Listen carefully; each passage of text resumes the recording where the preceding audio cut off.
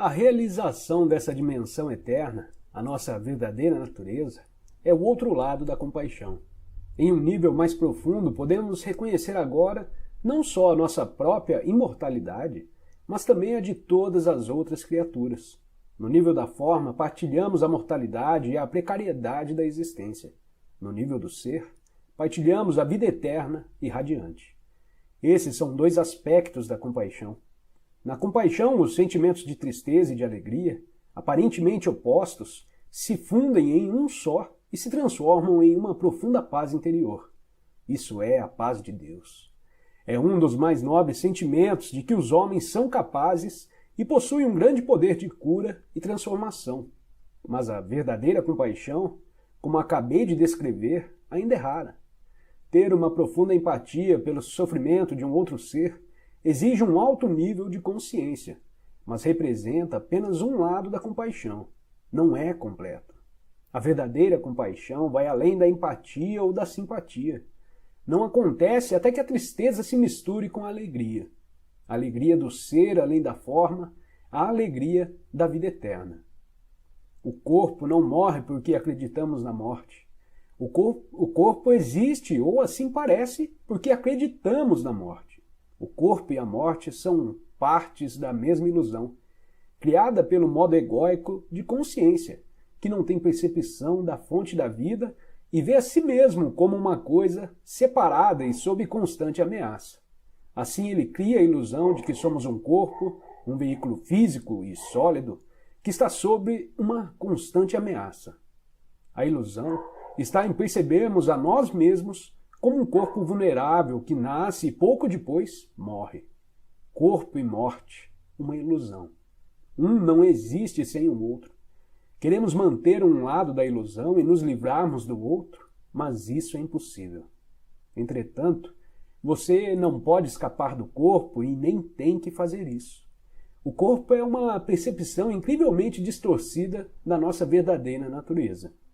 Mas a nossa verdadeira natureza está disfarçada em algum lugar dentro dessa ilusão. Não do lado de fora, portanto o corpo ainda é o único ponto de acesso a ela.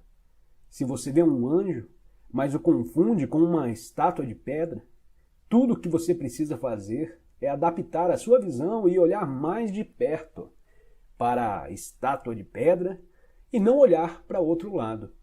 Se você então percebe que aquilo nunca foi uma estátua de pedra, você então percebe que aquilo nunca foi uma estátua de pedra.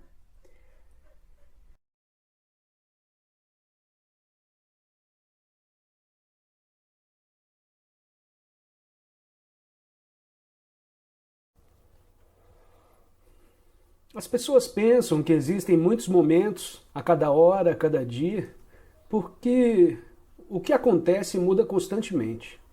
As formas ao seu redor mudam constantemente, os pensamentos que você tem mudam constantemente, as emoções que você tem mudam, as pessoas ao seu redor mudam. As pessoas pensam que a cada vez é um momento novo, um novo momento, e mais um, e mais um, e mais um. Mas se analisar mais fundo, verá que não é um novo momento. É sempre o mesmo agora. Mas a forma que surge no agora é que muda, constantemente. Mas é sempre o agora. E por fim, o agora é o que você é. E o espaço do agora. E o espaço do eu. E aí tudo acontece nele e vai mudando constantemente, como num parque, com nada mais para ser acrescentado a este momento. O que se ouve, o que se vê, as pessoas, o som da água, a luz. Apenas deixando tudo ser o que é, com isso vem a paz. Não é arrastado e arrastando constantemente pelos pensamentos, pelas emoções. Você é o espaço mais amplo, onde tudo isso acontece. É a consciência por trás, sem a qual nada disso estaria aqui, sem a qual nada disso estaria aqui. Você é a consciência que permite que tudo isso exista aqui.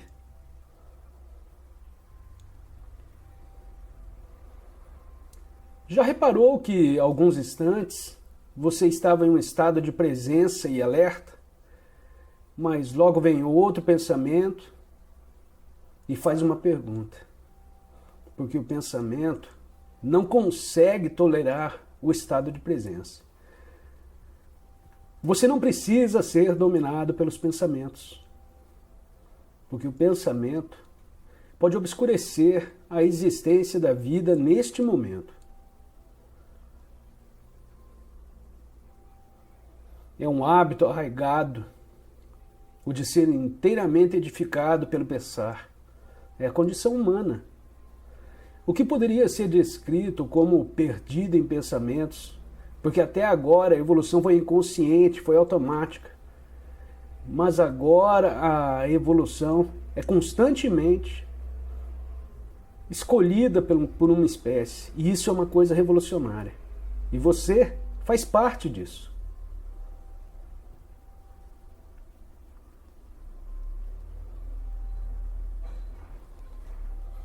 Grande parte da dor humana é criada psicologicamente e existe muita dor psicológica.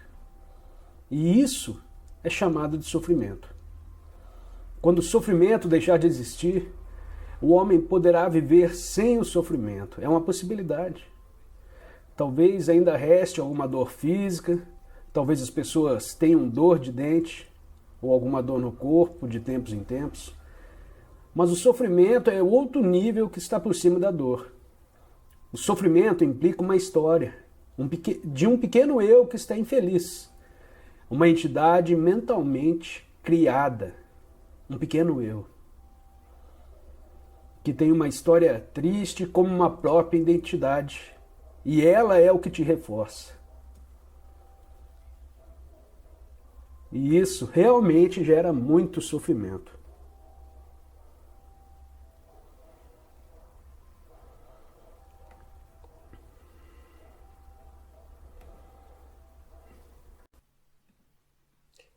Ser é a eterna e sempre presente vida única, que existe além das inúmeras formas de vida sujeitas ao nascimento e à morte. Entretanto, o ser não está apenas além, mas também dentro de todas as formas, com a mais profunda, invisível e indestrutível essência interior.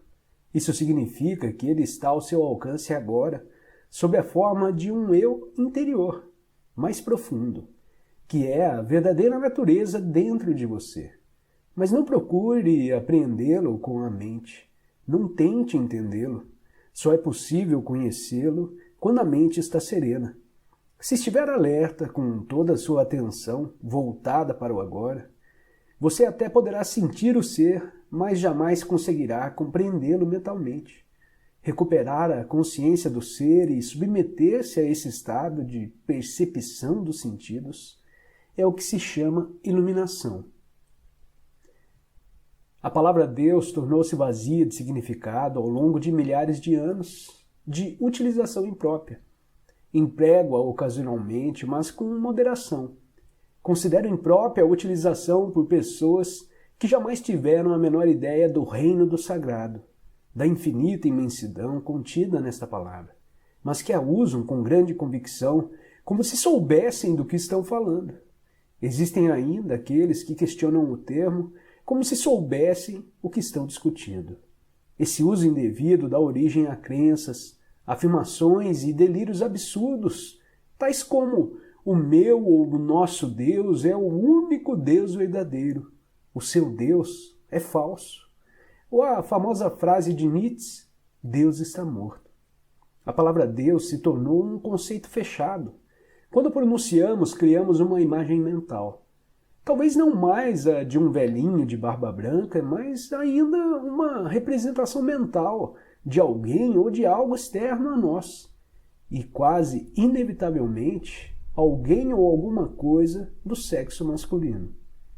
Tanto Deus quanto o ser São palavras que não conseguem definir nem explicar a realidade por trás delas. Ser, entretanto, tem a vantagem de sugerir um conceito aberto. Não reduz o invisível infinito a uma entidade finita. É possível formar uma imagem mental a esse respeito. É impossível formar uma imagem mental a esse respeito. Ninguém pode reivindicar a posse exclusiva do ser. É a sua essência, tão acessível como sentir a sua própria presença, a realização do eu sou, que antecede o eu sou isso ou eu sou aquilo. Portanto, a distância é muito curta entre a palavra ser e a vivência do ser.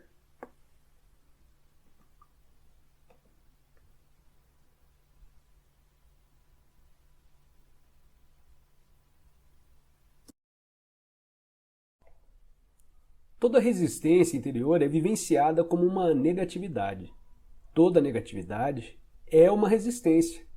Nesse contexto, as duas palavras são quase sinônimas. A negatividade vai de uma irritação ou impaciência a uma raiva furiosa, de um humor deprimido ou um ressentimento a um desespero suicida.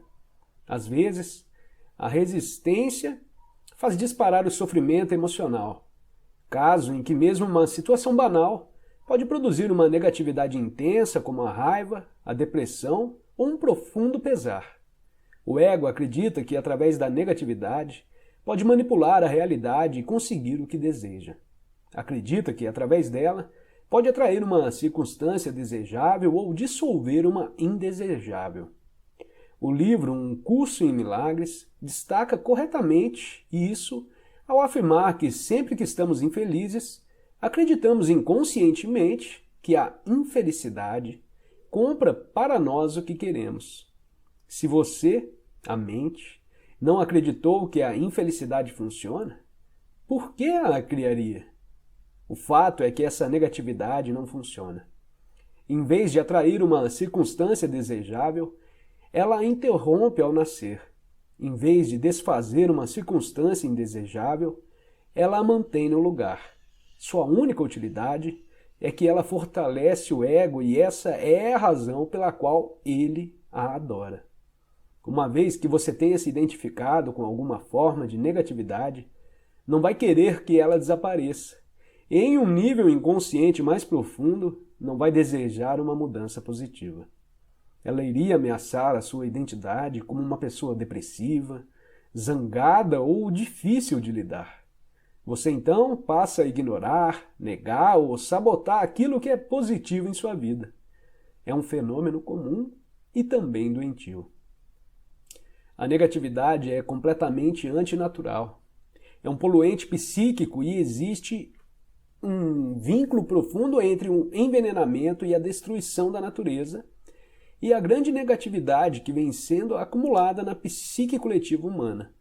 Nenhuma outra forma de vida no planeta conhece a negatividade. Somente os seres humanos. Assim como nenhuma outra forma de vida violenta e envenena a terra que a sustenta. Você já viu uma flor infeliz ou um cavalo estressado? Já cruzou com um golfinho deprimido, um sapo com problemas de autoestima? Um gato que não consegue relaxar? Ou um pássaro com ódio e ressentimento? Os únicos animais que eventualmente vivenciam alguma coisa semelhante à negatividade ou mostram sinais de comportamento neurótico são os que vivem em contato íntimo com os seres humanos e assim se ligam à mente humana e à insanidade deles.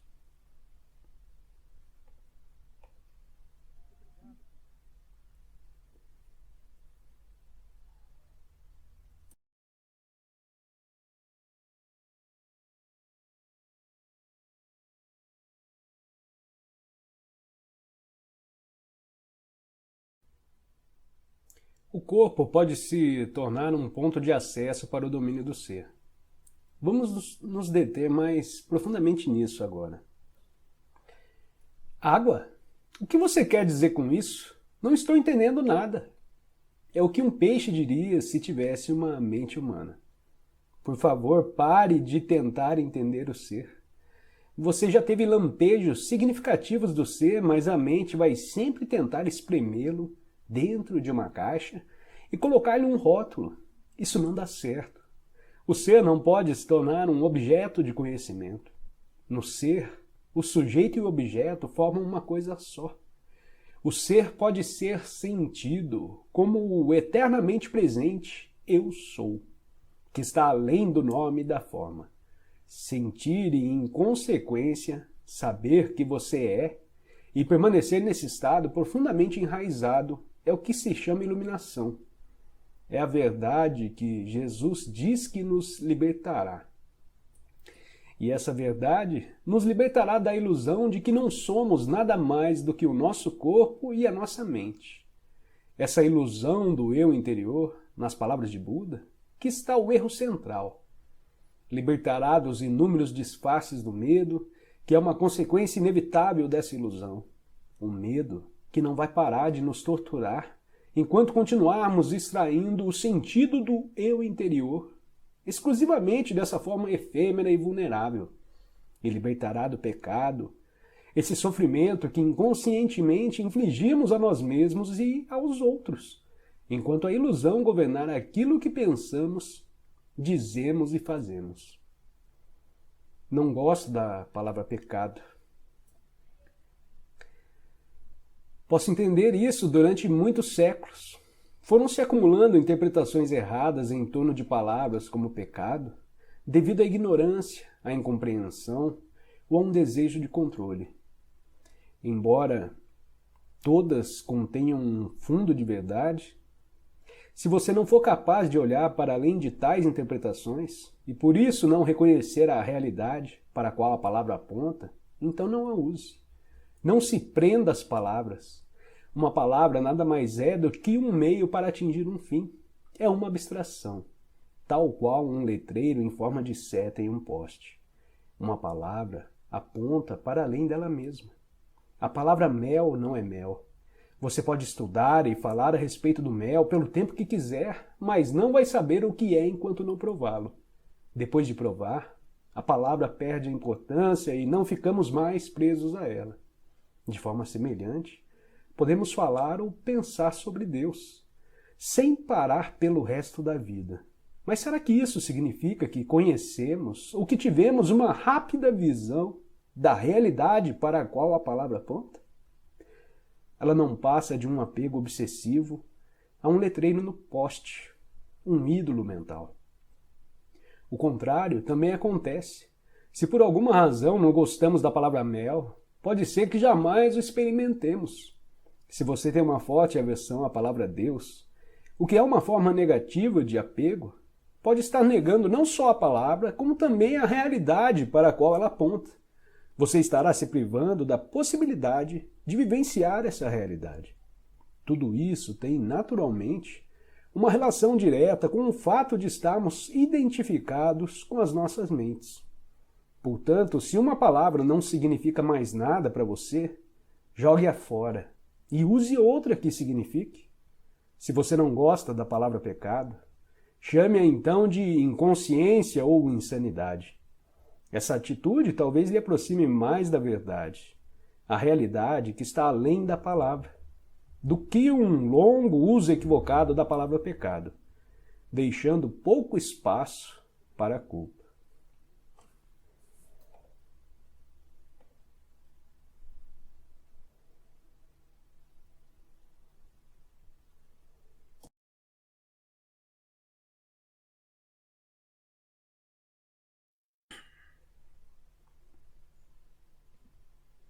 Não resistência não significa necessariamente não fazer nada.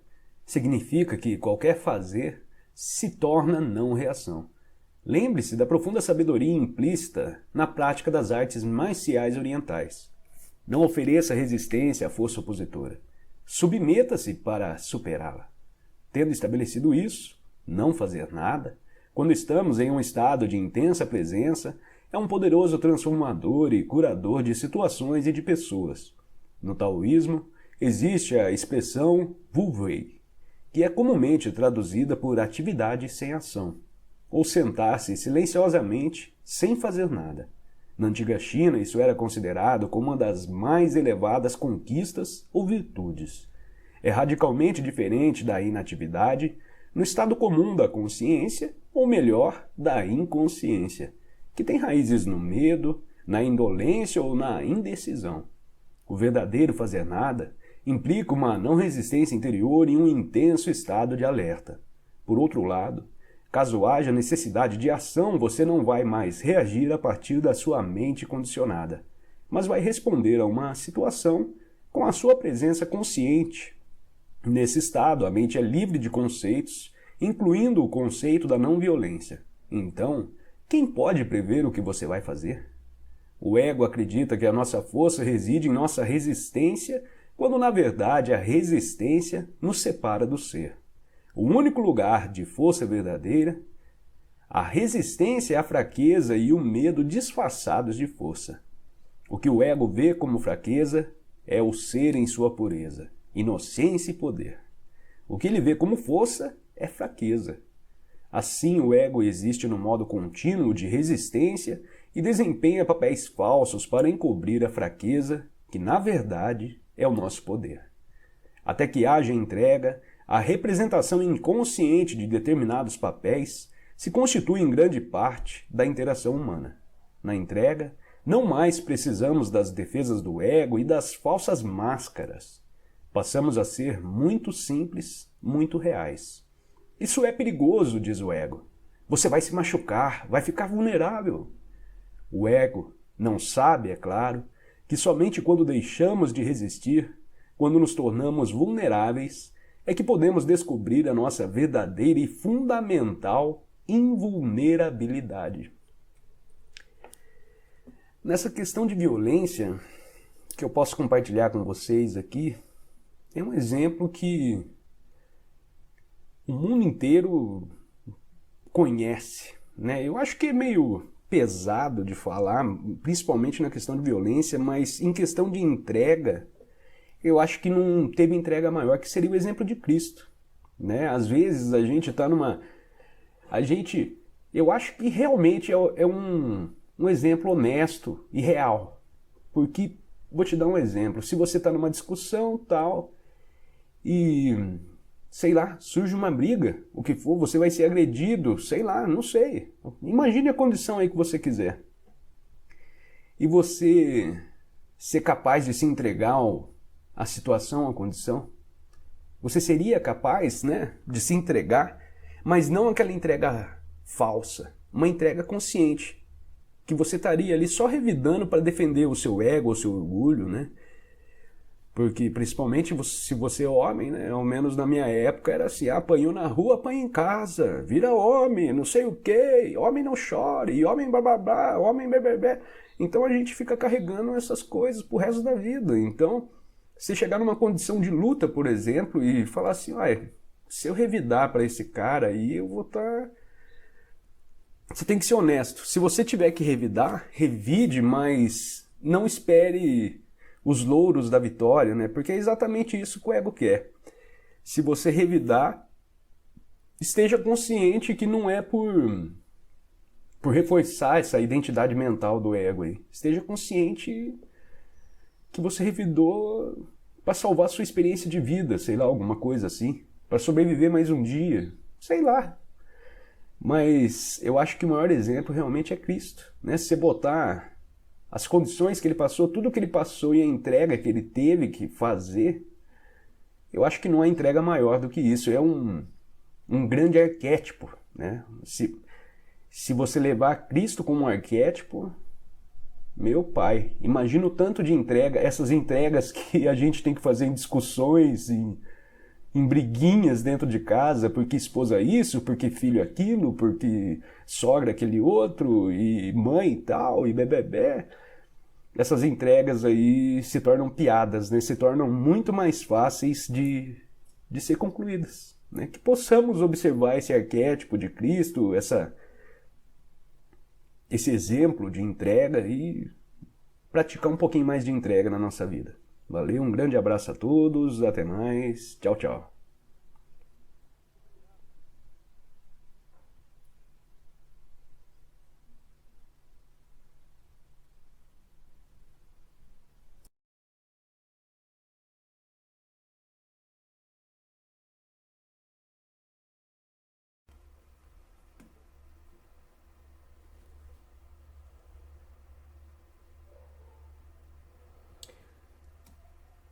Se uma pessoa iluminada pode encontrar paz em qualquer situação, como ela pode ter motivação para mudar algo?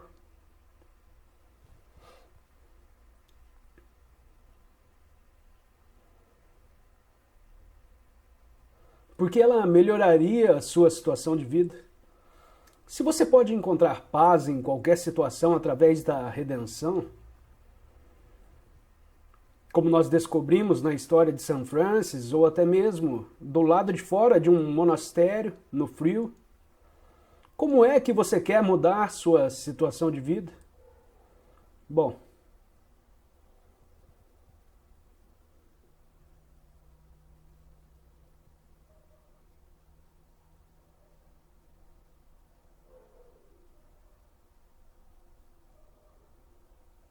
vamos dizer pelo mais simples exemplo, para mostrar a você a resposta, em vez de falarmos em termos abstratos. A pessoa iluminada está viajando de ônibus, e eu costumava viajar muito de ônibus no passado, nos Estados Unidos.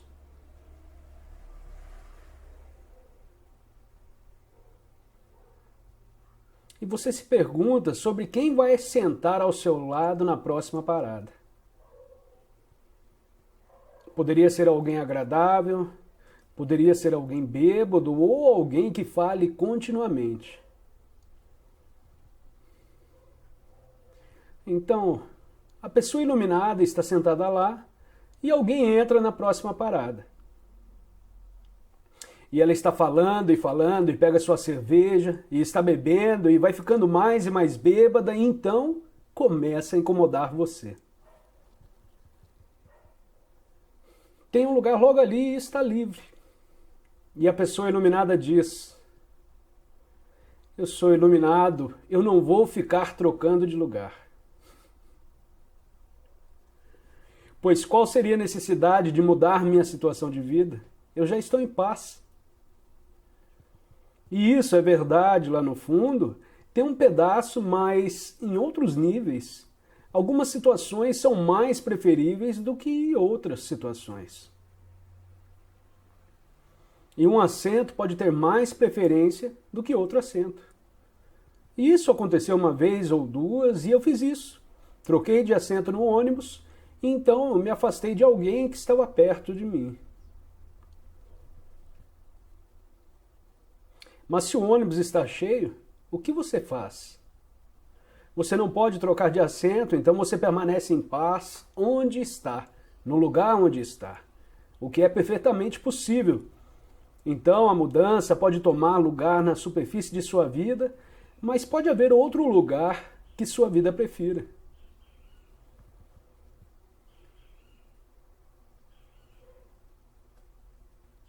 E você pode preferir viajar para esta localidade em vez daquela.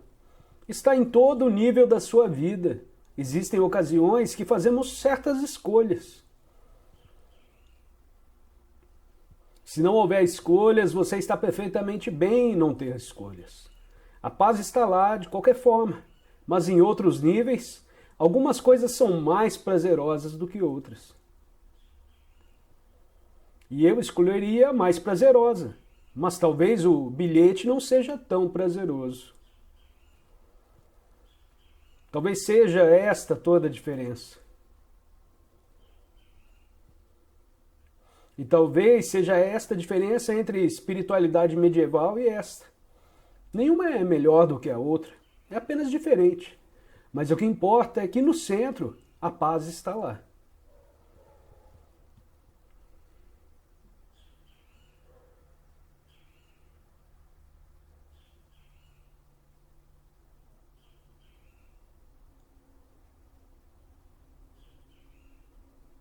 Eu acredito que todo mundo deve acreditar que até Buda deve ter feito certas escolhas. Ele escolheu ir para aquele jardim particular, alguém deu a ele o prazer dos jardins, então ele saiu da floresta para aquele outro prazer. Então por que você se mudou da floresta para o prazer dos jardins? A floresta não era boa o bastante para você?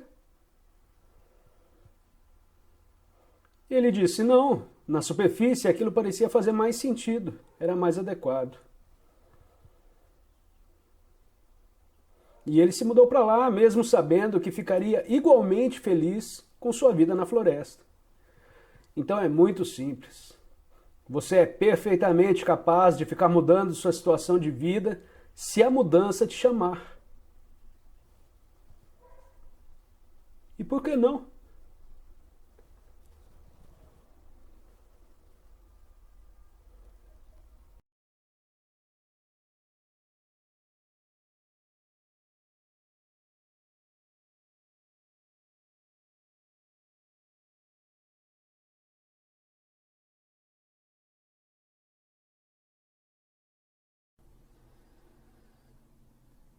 Quando algumas pessoas se encontram preparadas, elas entram em contato com o ensinamento espiritual do professor. E isto pode acelerar o processo de percepção. De que você realmente não precisa sofrer mais. E você está pronto para ouvir isso. Então Buda não falava de nada além disso. Isso há 2.600 anos atrás. De que pode haver um fim para o sofrimento auto-infligido.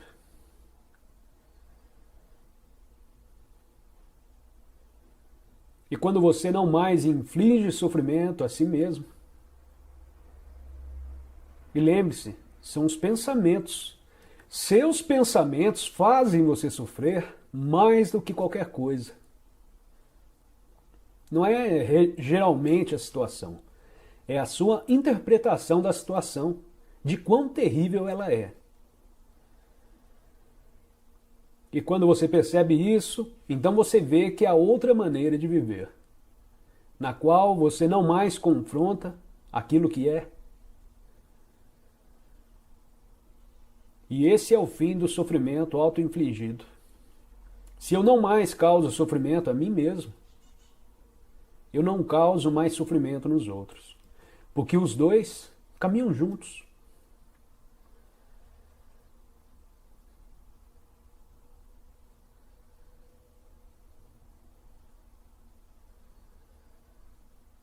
Vejam as suas vidas, as suas assim chamadas vidas. Se desmoronam e é doloroso. E nós não estamos negando ao não dizer que não é doloroso. É doloroso. Mas é uma chance, é uma oportunidade para as pessoas se aprofundarem. E tomarem ciência de um fundamento, uma coisa a qual nós poderíamos chamar percepção verdadeira de proteção ou segurança, que não tem nada a ver com os aspectos externos de sua vida.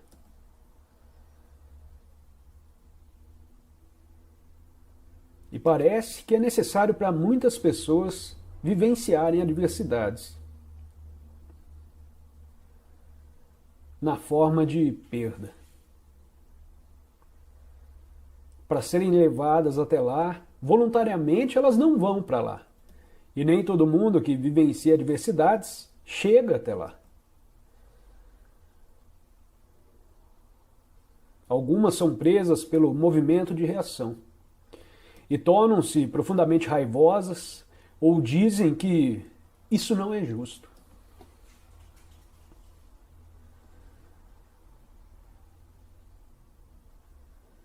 Ou que isso não deveria acontecer comigo. Ou ficam desanimadas. Eu não aguento mais. Ou você chora pelos próximos 5 anos. Você fica preso naquele movimento de reação. E você fica mais profundamente preso naquele padrão rígido. Mas existe uma chance de que você possa se aprofundar em si mesmo e abrir mão da busca por se identificar com qualquer forma em sua vida e de repente alguma coisa surge bem lá dentro que é cheio de paz. Você não consegue dar um nome para isso e de repente você toca alguma coisa que não sabia que existia.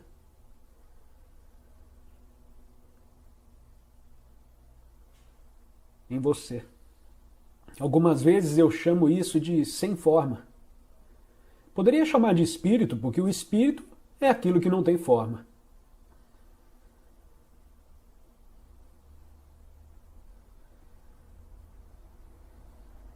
E de repente, você tem a paz que transcende todo o entendimento.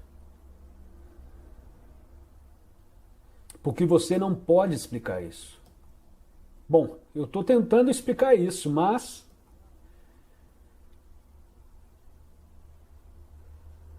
é difícil.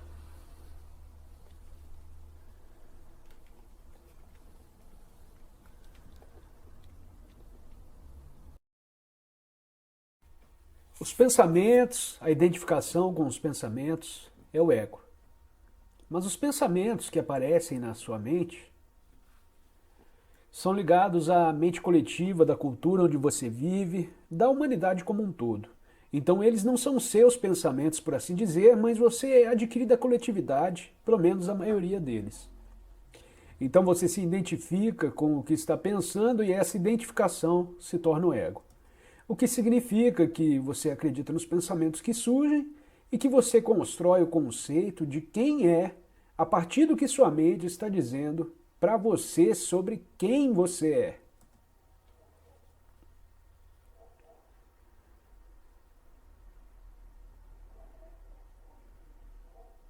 Opiniões, pontos de vista, isso sou eu, ou algumas pessoas conversam comigo, consigo mesmas, ó, você é tão bom porque o mundo não reconhece você. Ou então a mente diz, você não é bom. Mesma coisa. Você não é bom em nada, você faz tudo errado, né?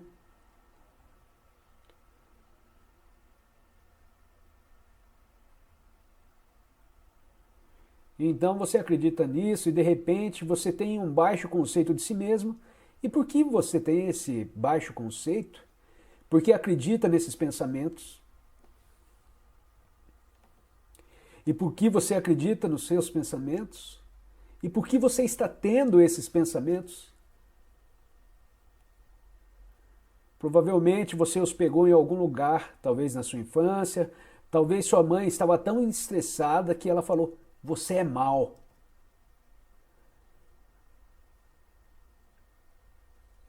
Pensamentos, então você capta certos pensamentos e eles ficam grudados na sua cabeça. Pensamentos que você ouviu na sua infância e eles são como formas de energia, como entidades. E eles ficam na sua cabeça e eles se recusam a sair. E quanto mais você acredita neles, mais profundamente arraigados eles ficam na sua mente. Então algumas pessoas ficam presas a entidades muito hostis. Estou dizendo entidades não como uma forma de fantasma, mas todo pensamento é uma forma de energia e assim podemos chamá-lo de entidade. Então muitas pessoas nesse mundo estão presas a entidades hostis que negam a vida, que são continuamente críticas e ofensivas. Eles carregam isso na sua cabeça e acreditam que isso é o que eles são. Eles estão continuamente atacando a si mesmos. E se eles não estão atacando a si mesmos, estão atacando aos outros ao seu redor. Deixe-me dizer quem você é. Claro que o que esses pensamentos estão lhe dizendo, na verdade, é deixe-me lhe dizer quem eu sou. Você sabe, conhece a famosa frase, nós não vemos as coisas como elas são, nós as vemos como nós somos. O que significa que você olha a realidade através da tela dos seus pensamentos e através dos seus julgamentos que são condicionados pelo tempo. Este é um presente terrível para se viver e são como tapa-olhos, e é pior que um tapa-olho. É como olhar para a realidade através de cortinas grossas. Então a identificação com os seus pensamentos, a crença neles, não tendo espaço fora do movimento dos pensamentos, Aqui de novo vemos falta de espaço dentro. Essa é a condição inconsciente, espiritualmente e completamente inconsciente.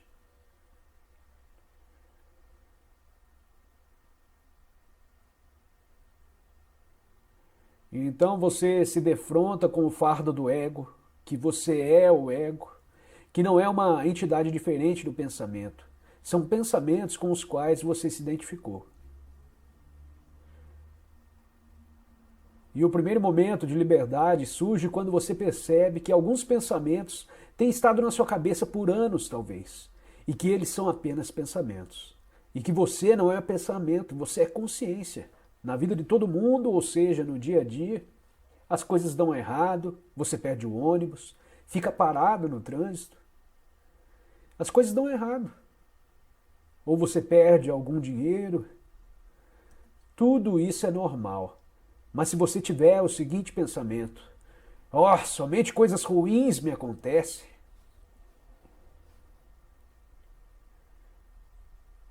Você está extremamente consciente dessas coisas. E elas só confirmam para você que o seu pensamento está correto. E esta é uma percepção seletiva da realidade através da tela do pensamento. Então a realidade lhe confirma não somente isso. Esse pensamento ou qualquer pensamento desse tipo, na verdade, atrai coisas ruins, coisas negativas.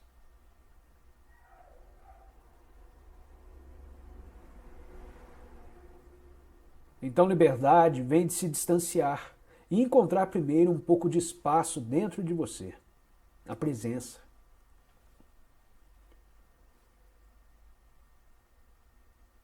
E de lá você percebe alguns pensamentos como repetitivos e apenas pensamentos. Só acontece coisas ruins comigo. Lá vem novamente. Já ouviu isso antes? Então, tornar-se livre do ego significa tornar-se livre dos pensamentos, da identificação com os pensamentos. E este é o fim do ego. Pode se apresentar novamente, vez ou outra, mas pelo menos isso é um despertar.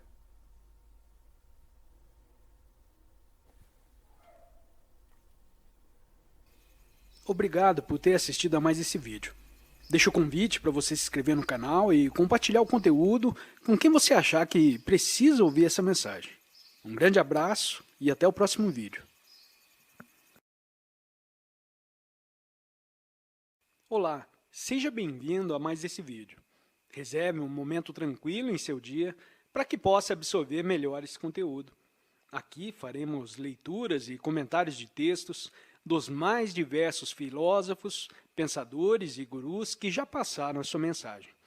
Espero que esse vídeo possa te ajudar nessa caminhada, assim como tem me ajudado.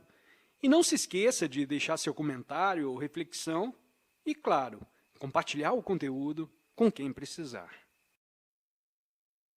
A chave do segredo será sempre essa. Não importa se você está vivendo só ou com alguém. Para o amor florescer, a luz da nossa presença tem de ser forte o bastante, de modo a impedir que o pensador ou o sofrimento do corpo nos domine. Saber que cada um de nós é o ser por baixo do pensador, a serenidade por baixo do barulho mental, o amor e a alegria por baixo da dor, significa liberdade, salvação e iluminação. Por fim, a identificação com o sofrimento do corpo é trazer a presença para o sofrimento e assim transformá-lo. Por fim, a identificação com o pensamento é ser o observador silencioso dos próprios pensamentos e atitudes, em especial dos padrões repetitivos gerados pela mente e dos papéis desempenhados pelo ego. Se pararmos de injetar autossuficiência na mente, ela perde sua qualidade compulsiva, que é o impulso para julgar e, desse modo, criar uma resistência ao que é, dando origem a conflitos, tragédias e novos sofrimentos. Na verdade, no momento em que paramos de julgar, no instante em que aceitamos aquilo que é, ficamos livres da mente e abrimos espaço para o amor, para a alegria e para a paz. Em primeiro lugar, paramos de nos julgar, depois paramos de julgar ao outro. O grande elemento catalisador para mudarmos um relacionamento é a completa aceitação do outro do jeito que ele é, sem querermos julgar ou modificar nada. Isso nos leva imediatamente para além do ego. Esse momento, todos os jogos mentais e toda a dependência viciada deixam de existir. Não existe mais vítima nem agressor, acusador nem acusado. Esse é também o fim da dependência de uma atração pelo padrão inconsciente do outro. Você então ou vai se afastar com amor, ou penetrar cada vez mais fundo no agora, junto com o outro. É simples assim. O amor é um estado de ser, não está do lado de fora, está bem lá, dentro de nós. Não temos como perdê-lo e ele não consegue nos deixar. Não depende de um outro corpo, de nenhuma forma externa.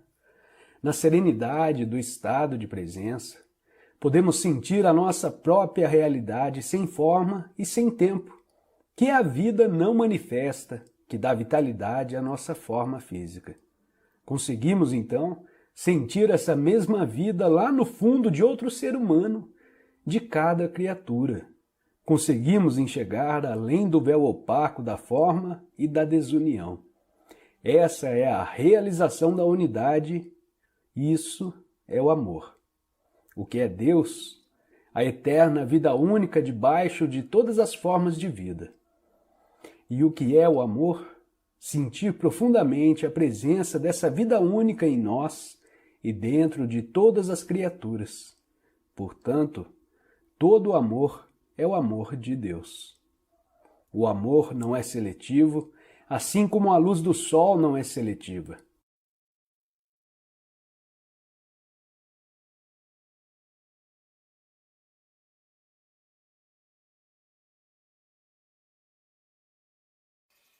Obrigado por ter assistido a mais esse vídeo. Deixo o convite para você se inscrever no canal e compartilhar o conteúdo com quem você achar que precisa ouvir essa mensagem. Um grande abraço e até o próximo vídeo.